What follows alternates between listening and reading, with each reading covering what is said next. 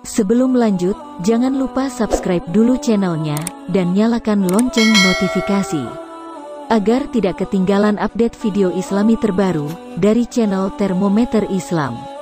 Terima kasih sudah berkunjung, semoga sehat selalu. Yaumal qiyamati min baini yadayillahi ta'ala hatta yus'alu an arba'ati asaq. Kata Nabi SAW, faqala Nabi SAW, tidak beranjak kaki seorang hamba dari pelataran kiamat yadayillahi ta'ala, di hadapan Allah Ta'ala, kecuali dia ditanya 4 perkara. Yang pertama, an umri fima afnahu, umurmu dengan apa kau habiskan. Yang kedua, wa an jasadihi fima ablahu, jasad di dalam tanah pun ditanya oleh Allah, dengan apa kau rapuhkan. Yang ketiga, wa an ilmihi wa amila bihi, ilmumu untuk apa kau gunakan. Dan yang keempat, wa an malihi min aina iktasabahu wa fima anfaq, hartamu dari mana kau dapati, untuk apa engkau belanjakan. Dari keempat persoalan ini, apabila kita merujuk pada persoalan secara global dalam konteks dunia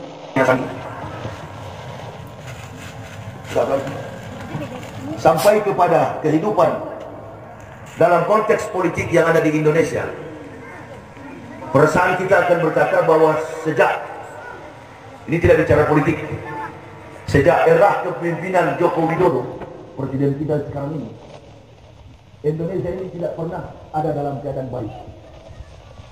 Setiap saat pasti ada keributan.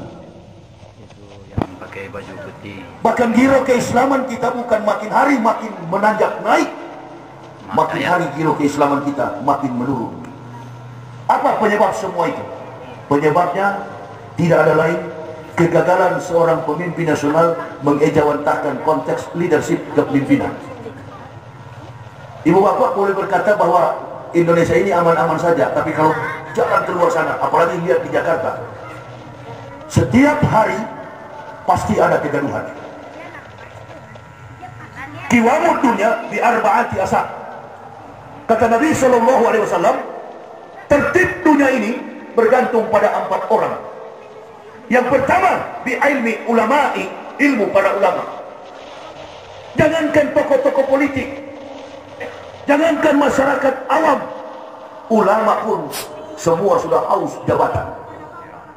Makanya kemarin waktu miras mau dilegalkan oleh pemerintah, minuman keras mau dilegalkan oleh Pak Jokowi, termasuk saya yang berkomentar, tolong Pak Jokowi batalkan miras. Sedangkan tidak ada miras, pejabat-pejabat kita sudah mabuk dengan kekuasaan. Betul apa betul? Suasana momen pada hari ini adalah momentum Isra wal Mi'raj. Saya lihat ada 3 minuman di depan saya. Sebelum Nabi Muhammad dimi'rajkan oleh Allah, Nabi Muhammad disuruh memilih untuk meminum 2 minuman yang disuguhkan oleh malaikat Jibril alaihissalam atas perintah Allah. Silakan kau pilih minuman ini Muhammad. Mana yang engkau pilih dari kedua minuman ini? Ketika Rasulullah meminum, kata Jibril alaihissalam, tepat pilihanmu, engkau meminum susu. Apabila engkau mengambil yang di sebelah, itu adalah arak, itu adalah alkohol, itu adalah miras. Bangsa ini sedang mabuk dengan kekuasaan. Bangsa ini telah tergadaikan harga dirinya. Oleh apa? Oleh kekuasaan, oleh kerakusan, keserakahan. Kendati harus menumpahkan darah sesama muslim. Ibu bapak saudara-saudaraku, saya dan keluarga istri dan anak-anak ini bukan dari keluarga Islam. Kami dari keturunan keluarga yang fanatis beragama Kristen, berasal dari kota Manado. Saya orang Manado. Saya, Habib Bahar, Rocky Gerung, itu orang Manado. Makanya kami bertiga memang agak pokal di negara ini. Dan kami tidak pernah mengandalkan umat dalam menuntun kebenaran ini. Kata seorang sufi, kalau ada 1000 pejuang, saya satu di dalamnya. Kalau tinggal 100 pejuang, saya pun ada di dalamnya. Apabila tinggal 10, aku tetap di dalamnya. Jikalaupun tinggal 1, akulah orangnya. Allahu Akbar.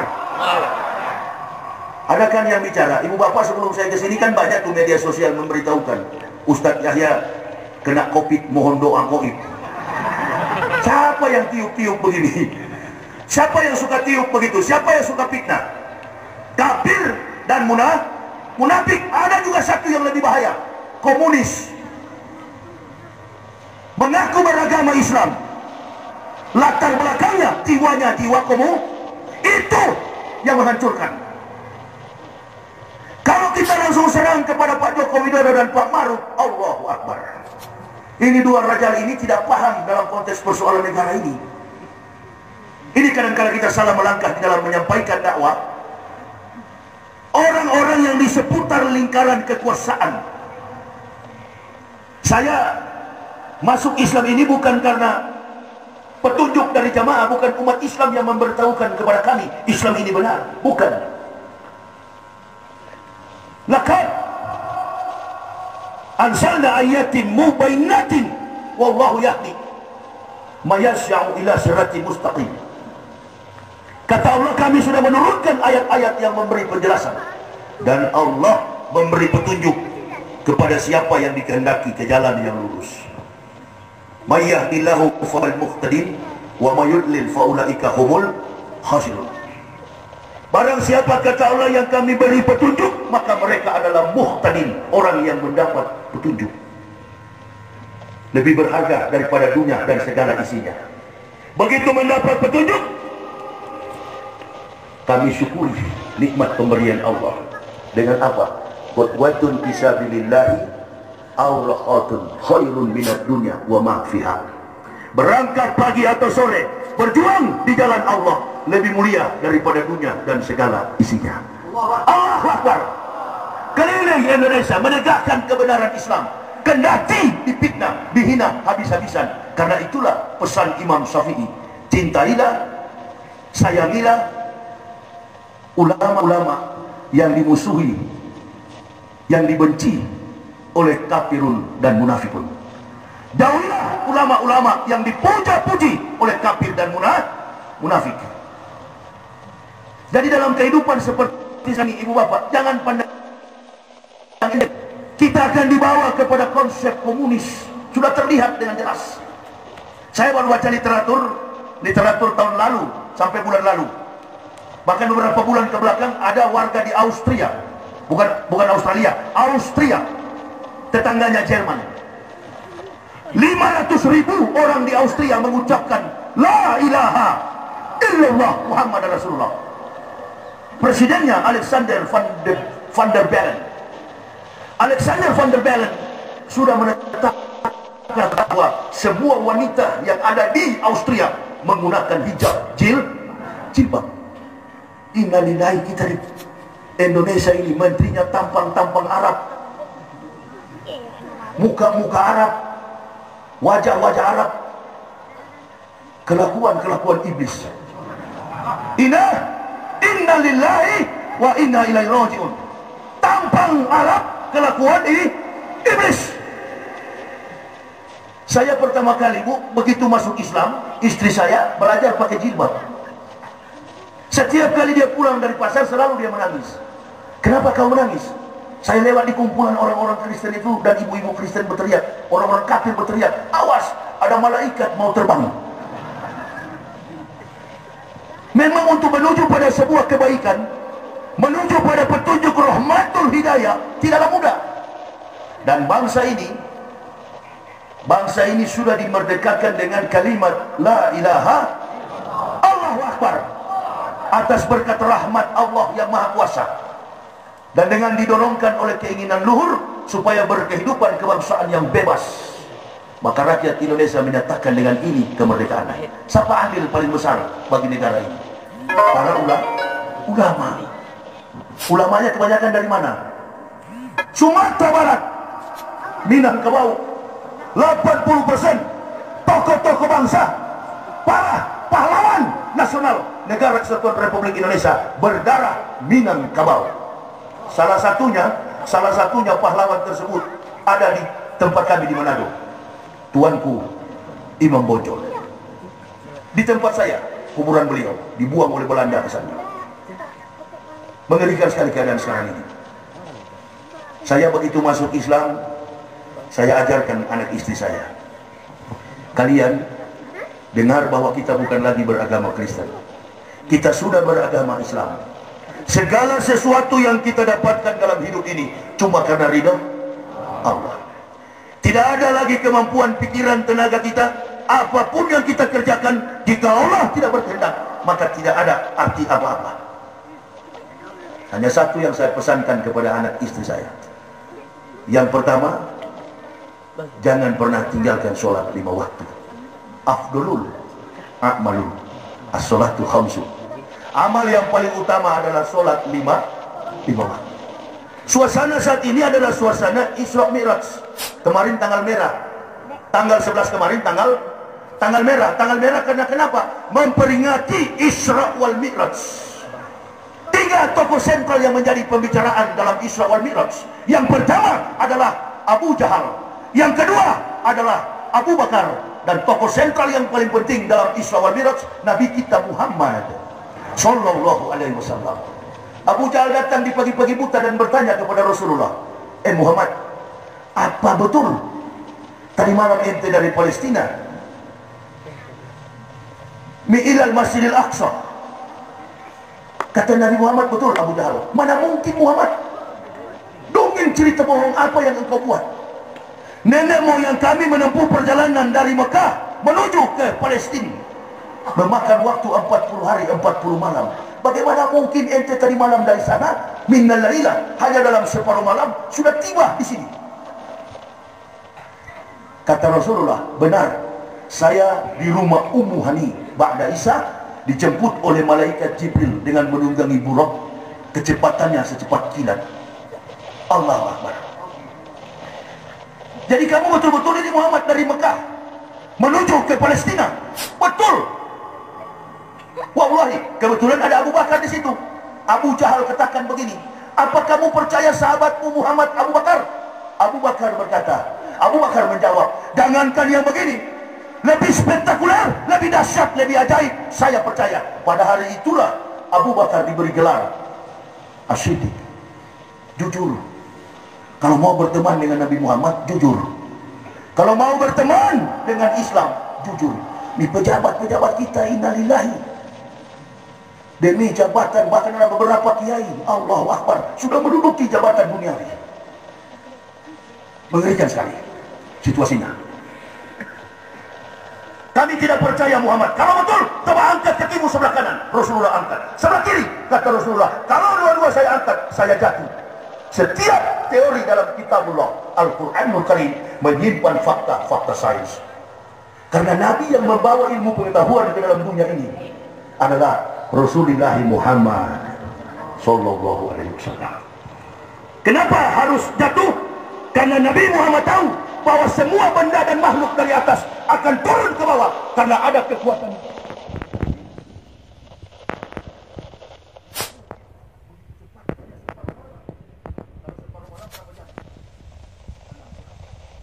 Enam jam. Rasulullah berkata secepat kilat. Tapi sebelum dimirajkan memang Rasulullah disuruh pilih minum yang mana? Minum yang susu. Kalau engkau memilih arak, umatmu jadi pemabuk. Rasulullah katakan secepat kilat. Kitab suci mana di dunia ini dan semua agama di dunia yang mampu mengungkap fakta-fakta sains dan teknologi? Cuma Al-Quran. Dalam sebuah teori Einstein, seorang pemikir Yahudi yang lobus parietal, otak, lapisan otak besarnya 50 kali lebih besar dari orang laki-laki dewasa pada umumnya, namanya Albert Einstein. Dalam keilmuan teori yang dia temukan, ilmu spasial, jarak tentang ruang satu dengan ruang yang lain, yang disebut dengan relativisasi Einstein, beliau berkata kecepatan cahaya itu 300.000 km per detik. Nabi Muhammad berkata, saya dibawa secepat kilat. Kecepatan kilat 150.000 km per detik. Orang Padang terbang, orang Sumbar, orang Minangkabau terbang ke Jakarta 1 jam sekian menit pesawat. Jarak Makkah ke Palestina 2.500 km. 2.500 km adalah jarak Jakarta ke Medan. Dalam jarak tempuh penerbangan 800 sampai 900 km per jam. Kecepatan pesawat dalam tatanan ukuran knot, karena kecepatan pesawat itu disebut dengan knot. maka dia akan sampai dengan waktu 2 jam, 2.500 km, 2 jam lebih. Rasulullah hanya 6 jam. Itu pun bukan dalam perhitungan jam, tapi perhitungan detik. Mari kita hitung. Siapa bilang Isra Miraj? Siapa bilang kandungan teori sains dalam Al-Quran tidak bisa dilogikakan? Bagi yang pemalas membaca, iya. Kalau berhitung secara detik, berarti 60 menit sama dengan 1 jam. 1 menit 60 detik. 60 dikali 60, 3.600. 3.600 dikali 150.000 km per detik. Berapa jumlahnya? Dikali 2 karena pulang pergi. Jarak tempuh Rasulullah 1.080.000.000 kilometer per detik. Kecepatannya. Hanya karena menerima perintah yang sangat berat. Dan ini susah diterima oleh orang kafir, oleh ateis, oleh komunis. Inilah sekarang. Mana mungkin? Nggak betul. Nabi Musa membelah laut hanya dengan sebatang tongkat kayu ranting kecil. Nabi Isa membangunkan orang yang sudah mati. Orang-orang Yahudi, orang-orang kafir, la tazidana asadana si adawatan lillazina amanul yakhudha waladina asfatu. Mereka dan orang-orang musyrik tidak menerima. Mereka katakan ini semua sihir yang nyata. Inilah Islam di Indonesia saat ini. Satu persatu semua ulama disimpan, disikat. Saya sudah bilang, video saya sudah beredar. Ustadz-ustadz yang lain, insya Allah kalau ditangkap pasrah. Ada yang pasrah, insya Allah, insya Allah. Ada ustadz-ustadz yang ditangkap pasrah. Ada ustadz Buya, ada Habib yang ditangkap pasrah karena sayang kepada umat. Insya Allah ada ustadz yang ditangkap, dipaksakan untuk ditangkap, baku hantam, baku mati sampai mati di tempat. Insya Allah, Allah Akbar. Ada nanti. Coba-coba saja. Selagi kami benar, selagi kami lurus, perjuangan kami tidak bertentangan dengan hukum negara, apalagi hukum-hukum Allah. Jangan coba-coba. Jangan coba-coba. Kami tidak pernah mengendahkan makhluk. Ini pekerjaan mulia. Ngapain saya sampai 15 tahun, hampir 15 tahun berdakwah? 11 Oktober 2006, 18 Ramadan 1442 Hijriah, saya, istri, anak-anak mengucapkan 2 kalimat syahadat. Sampai hari ini kami tidak pernah berhenti menegakkan Islam. Di tengah fitnah, di tengah hinaan, di tengah ancaman, tidak ada selangkah pun kami menyerah. Sekalipun layar terkembang, pantang surut. Allahu Akbar. Lebih baik mati berkalang tanah daripada hidup bercermin bangkai. Kemana-mana orang bilang munafik padahal pakai sorban. Kemana-mana orang bilang munafik padahal ulama. Jadi mengenakan jubah ulama, memakai jubah ulama cuma mulut. Ada yang mengucapkan di televisi, di media sosial, tidak gampang jadi ulama, syaratnya A, B, C, D, E, F. Syarat ulama cuma satu. Apa? Jujur. Asyidik ditanya, Abu Bakar ditanya, kau percaya Abu Bakar? Lebih daripada ini, lebih spektakuler, lebih dahsyat, aku percaya. Itu ulama. Kalau ulama jilat sana jilat sini, bukan ulama, ulami, mami. Allahu Akbar. Ulama itu orang yang menyampaikan bi'ilmi ulama, menertibkan dunia ilmu para ulama, bi'ilmi ulama. Mengapa? Kalau ilmu tidak sampai kepada umat, kata Nabi, lahalaka jahilun, celakalah orang-orang bodoh. Persoalan ini kan tidak boleh kita sikapi dengan ini. Lalu semua kita diam, tiarap, seolah-olah takut dengan keadaan. Apanya yang ditakuti? Ini bukan masalah virus, bukan persoalan COVID. Virus yang paling bahaya itu adalah cinta dunia, takut mati. Hubut dunia, rasukuli hotiat, cinta kepada dunia, akar dari semua kejahatan. Nggak peduli mau satu agama, sama-sama Muslim, sikat, aniaya, tangkap, penjara, bunuh. Di dunia engkau lolos, akhirat tidak akan lolos. Bayangkan ini hukum di Indonesia. Sudah meninggal, sudah dianiaya, sudah dibunuh 6 pemuda FPI. Jadi tersangka. Allah Akbar. Orang bilang begini, Ustaz Cahya, hati-hati Ustaz. Banyak yang ancam, coba. Umpamanya ada di sini nanti munafik. Coba aja, coba. Gak pernah saya pakai pengawal. Saya anti disopiri dan saya sudah 15 tahun. Dimanapun saya ceramah, selalu saya bilang di masjid, ada munafik di sini, tunggu habis ceramah. tak aku hantam di luar sana. Loh, Umar bin Khattab kan begitu. Saya tidak mengambil perannya Abu Bakar, saya tidak mengambil perannya Ali, saya tidak pernah mengambil perannya Utsman. Saya mengambil peran yang sama, latar belakang yang sama, background kehidupan yang sama, mantan kafir Umar bin Khattab. Allahu Akbar. Itu yang mendidih dalam jiwa saya. Kemana-mana itu yang saya bawa. Umar bin Khattab. Ya Rasulullah, kalau agama Islam ini benar, kalau Islam ini dari Allah, kenapa kita ngumpet-ngumpet keluar? Kita tegakkan Islam. Saya ditelepon oleh kakanda saya, Tengku Zulkarnain. Dinda, iya kanda. Coba dalam keadaan sekarang ini, tahan-tahan sedikit, jangan terlalu frontal. Masya Allah, saya bilang, kenapa kanda ngomong? Kalau kanda ngomong, saya tetap dengar, tapi jangan harap saya mau berhenti kanda. Mohon maaf kanda, saya tidak akan berhenti. Tiharap dulu sekarang Dinda, kita cooling down. Nggak ada istilah cooling down. Saya punya buku diberikan oleh seorang sahabat, judulnya cuma satu kata, Umar. Karangan Dr. Haikal dari Mesir.